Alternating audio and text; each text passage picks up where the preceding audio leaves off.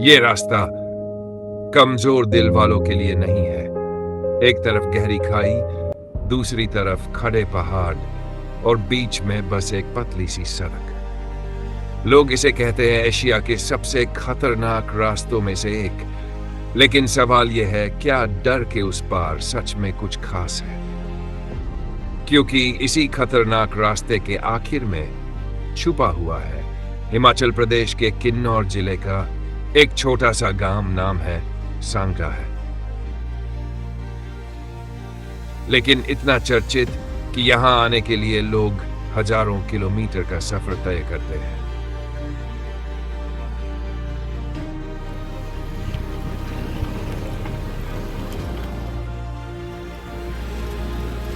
और अगर तुम सही समय पर यहां पहुंचे तो तुम्हें देखने मिलेगा सांगला का होली फेस्टिवल, जो सिर्फ एक त्योहार नहीं है बल्कि एक एहसास है, एक संस्कृति है, एक ऐसा अनुभव जो शायद तुमने पहले कभी महसूस नहीं किया होगा।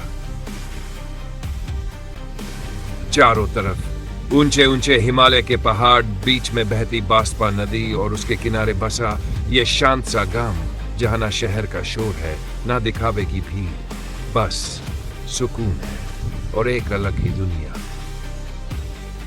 अगर तुम भी भीड़ से दूर कुछ असली महसूस करना चाहते हो, अगर तुम भी एक ऐसा सफर चाहते हो जहां रास्ते तुम्हें डराएं भी और बदल भी दे, तो सांगला तुम्हें बुला रहा है। क्योंकि कुछ जगहें खूबसूरत होती हैं और कुछ जगहें तुम्हारी सोच बदल देती हैं। और सांगला सिर्फ एक गांव नहीं है, ये एक अनुभव है।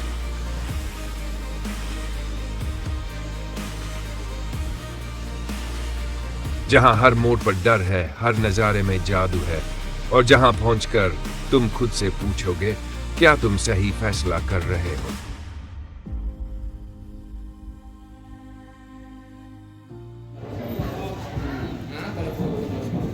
तो दोस्तों, यह सांगला का बस स्टॉप। ऊंचे ऊंचे पहाड़, चारों तरफ खामोशी, और बीच में ये छोटा सा बस स्टॉप जो दिखने में जितना साधारण है, असल में उतना ही खास है। ऐसा लगता है जैसे ये बस स्टॉप इन पहाड़ों की गोद में नहीं, सीधे इन्हीं पहाड़ों से गिरा हो। ना कोई भाग दौड़, बस कुछ लोग, कुछ बैग्स और एक इंतजार। और यहाँ की सबसे दिलचस्प बात, रेकांगपिओ से सिर्फ एक ही बस आती है जो सांगला रक्षम और फिर भारत के आखिरी गांव चितकुल तक जाती है, और बस वापस चितकुल से लौटकर फिर रेकांगपिओ के लिए रवाना होती है। मतलब साफ है, यहाँ हर वक्त बसें नहीं मिलती, यहाँ गिनी चुनी बसें ही इस रूट पर चलती है। और अगर तुमने टाइम मिस कर दिया तो तुम्हें इंतजार करना पड़ेगा या फिर अपने सफर का प्लान बदलना पड़ेगा। और शायद यही चीज इस सफर को और असली बनाती है, क्योंकि यहाँ सब कुछ तुम्हारे हिसाब से नहीं चलता। यहाँ तुम्हें पहाड़ों के हिसाब से चलना पड़ता है। मैं यहाँ खड़ा हूँ इस बस स्टॉप पर, ना कोई जल्दबाजी है, ना कोई शोर, बस एक एहसास है कि मैं किसी बहुत खास जगह पर हूं, जहां हर चीज धीरे धीरे अपने वक्त पर होती है। हम्म। और मोस्टली नेपाल के लोग होते हैं कि यहाँ पर काम करने वाले लेबर हाँ, वर्क जो होते हैं? मोस्टली नेपाल के लोग होते हैं काम करने वाले। बाकी खुद भी करते हैं, अच्छा। मैक्सिमम खुद भी करते हैं। हैवी काम होता है ज्यादा तो उसके लिए नेपाली लोग होते हैं। ये रहता है यहाँ का लोकल। ओके। बाकी यहाँ का फेस्टिवल चलता है, बड़ा फेमस है यहाँ का होली। हाँ, होली तो बहुत फेमस है, बहुत। 4-5 साल से फोकस में है ना थोड़ा सा। हाँ, 4-5 साल से बहुत फोकस में है। हाँ। काफी दूर दूर से रश आता है यहाँ पे। तो सेंटर में इतना कुछ खास नहीं होता है, नहीं। पर देखा कसौल साइड और यहाँ पे होती है मोस्टली हाँ, होली। यहाँ पे फिर ये है ना कि यहाँ पे आपका जो कल्चर है वो कसौल में कल्चर नहीं मिलता। जो हाँ। यहाँ का जैसे देवी देवता का कोई कार्यक्रम है हाँ, खास। होली के बाद भी 4 या 5 दिन तो भी बिल्कुल होता है बिल्कुल, ना, जो मतलब जिस दिन जैसे ट्रेडिशनल होता हाँ है। ट्रेडिशनल चलता है यहाँ का, पूरे उसमें पूरे ड्रेस में होगा, यहाँ का लोकल ड्रेस होगा, उसमें अपना यहाँ का जैसे कल्चर है नाटी का वो चलता है, जिसमें लोग भी नाचते हैं, देवी देवता भी नाचते हैं। अच्छा। तो ये चीजें रहती है। मतलब देखने के लिए कोई बाहर का लोग आते तो वो इस चीज को बहुत ज्यादा देखते हैं। मथुरा में होती, लेकिन अभी इतना कुछ खास नहीं रहा वहां हाँ, पर। यहाँ का बेस्ट है अब, काफी लोग आए थे। और अपने होटल का नाम क्या है और लोकेशन? होटल अदिति और नियर बस स्टैंड के साथ में ही है बिल्कुल। हाँ, एक तरफ आपका ब्रिज लगा हुआ है चितकुल के लिए, और चितकुल के बाद पड़ता है चाइना बॉर्डर। अच्छा। चाइना बॉर्डर पड़ता है और ये हमारा नीचे बिल्कुल पुल लगा हुआ है, साथ में ही है। और कांटेक्ट नंबर? कॉन्टैक्ट नंबर है 7876169419, होटल अदिति के नाम से। अच्छा, कपिल जी। जी। और सामने पार्क कामरू देवता का मंदिर भी है, वहां पे भी होली के दौरान बहुत ये होता है। पहले अलग से पहले देखते जो मंदिर है हाँ। वहां पे अलग से कल्चर चलता है, वहां से लोग आएंगे। फिर कुछ लोग यहाँ साथ बस स्टैंड के साथ एक ग्राउंड बना हुआ है, वहां पे नाटियां लगती है। फिर सामने वाले ग्राउंड नीचे के साइड पे ना? जी जी जी जी। एक तरफ पहले इधर को डीजे वाला चलता है फंक्शन दूसरे दिन, और उस वाले की तरफ जो देवताओं का वाद्य यंत्र होता है हाँ जी। उसके उस पे नृत्य करते सारे लोग।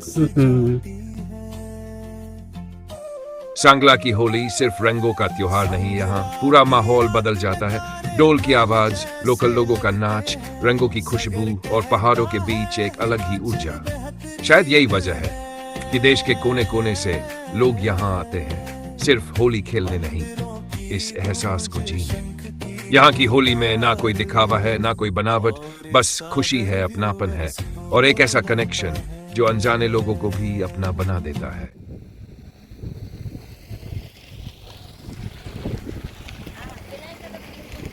और इसी सांगला से एक और रास्ता निकलता है, एक ऐसा रास्ता जो तुम्हें ले जाता है भारत के आखिरी गांव चितकुल। और ये है सांगला का वो ब्रिज जिसे पार करके तुम आगे बढ़ते हो। पहाड़ और करीब आते जाते हैं, हवा और ठंडी होती जाती है, और हर कदम तुम्हें एक नई दुनिया की तरफ ले जाता है।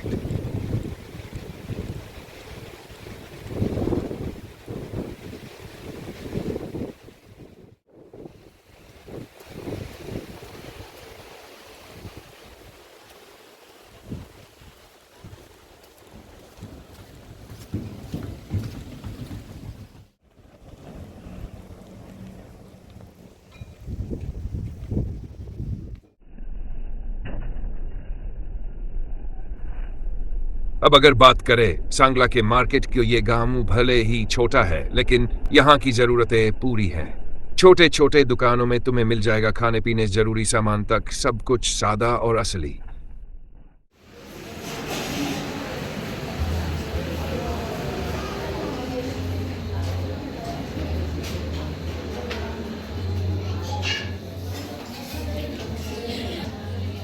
शायद बड़ी जगहों में सब कुछ ज्यादा होता है, लेकिन ऐसी जगहों पर जो होता है वही काफी होता है। और अब यह सफर और आगे बढ़ेगा इस ब्रिज के उस पार, जहां इंतजार कर रही है एक और कहानी, एक और एहसास। क्योंकि सांगला सिर्फ शुरुआत है, असली सफर अभी बाकी है।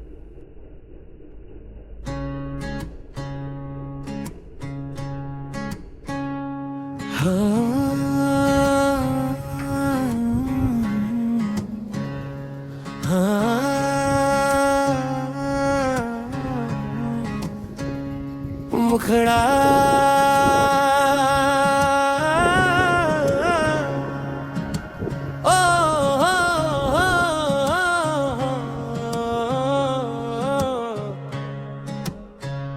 हवा बोलांदी बात बुलांदा मन अपो आप चलदा जांदा सागर निकलिया सोचा छोड़ा वो प्लेसेस सफर बोलांदा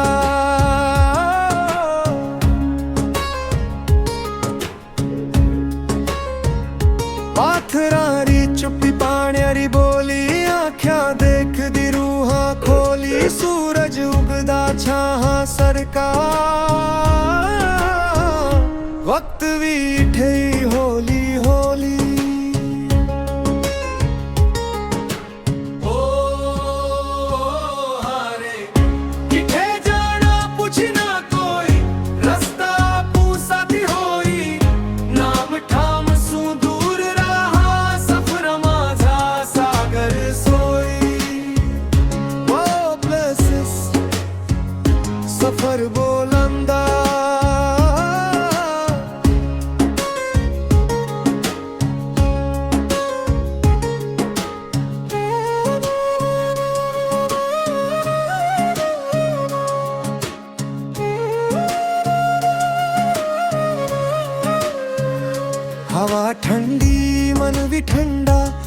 सोचा हल्का दिल भी नंगन, ना कोई जल्दी ना कोई डर, आज सागर बस अपू संगा।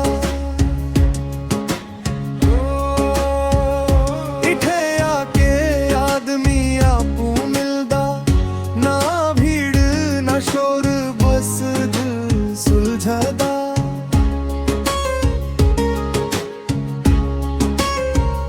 मिट्टी खुशबू पगडंडी चाल, हर मोड़ा लिप्या नवा सवाल, जहां रुपया मन उठे घर,